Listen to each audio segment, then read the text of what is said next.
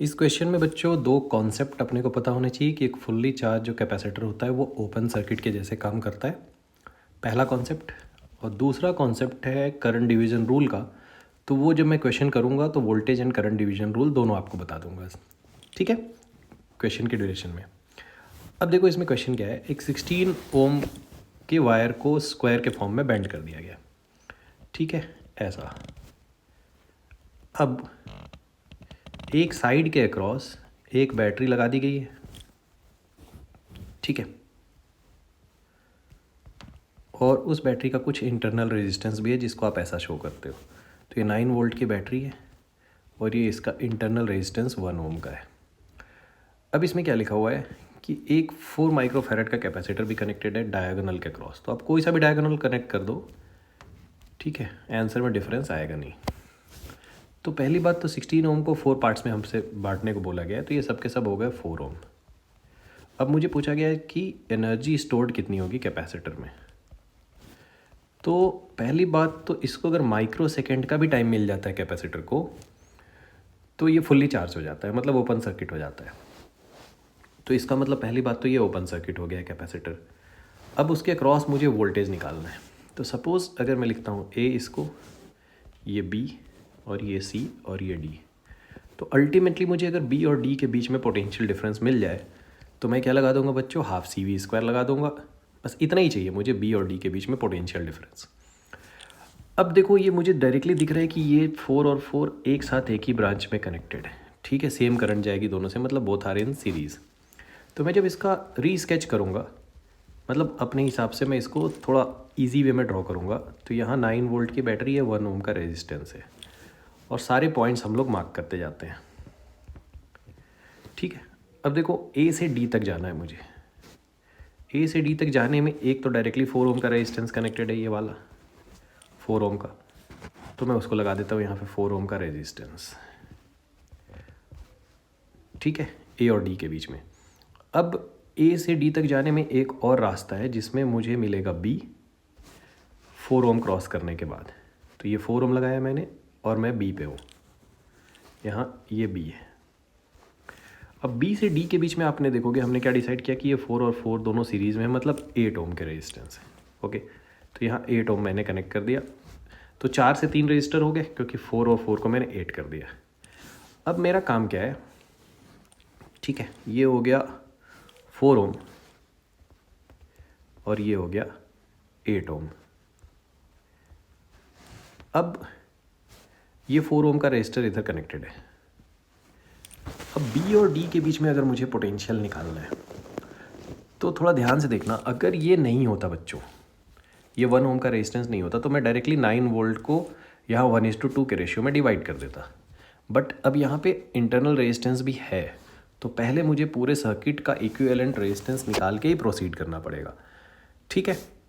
तो अगर इस पूरे सर्किट का मैं रेजिस्टेंस निकालूँ आर इक्विवेलेंट, तो देखो क्या है, ये 4 और 8 तो 12 हो गए बच्चों सीरीज़ में, और 12 के साथ ये पैरेलल हो गया 4।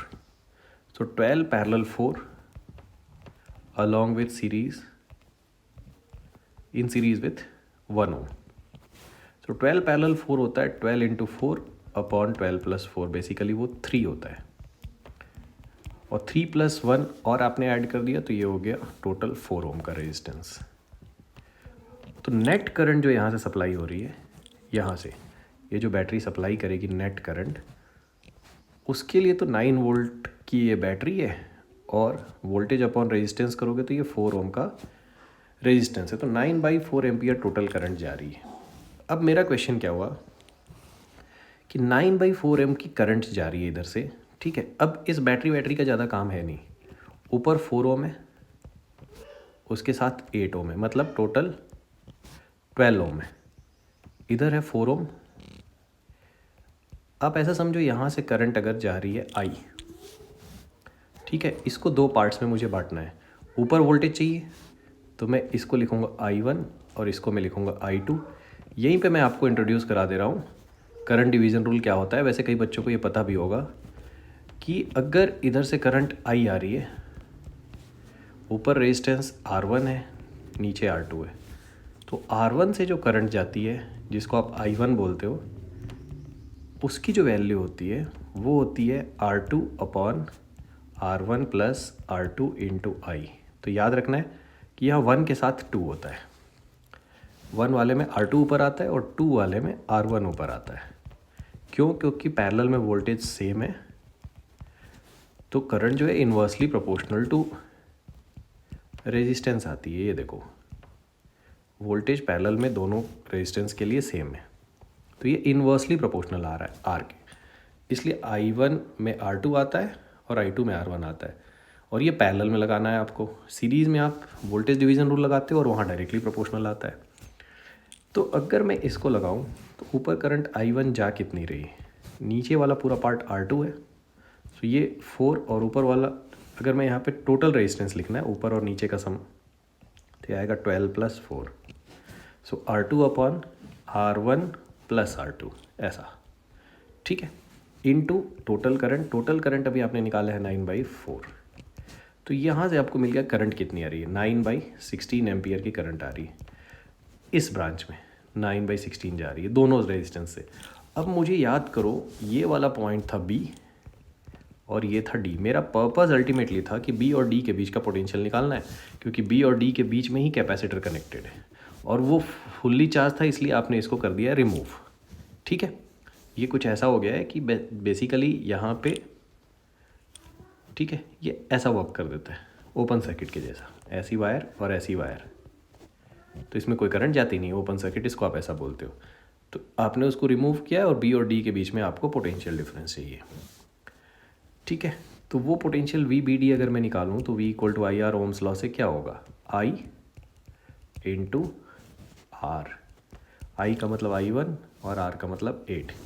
तो ये वाली जो वैल्यू आ गई, ये आ गई आपकी 9/2 वोल्ट।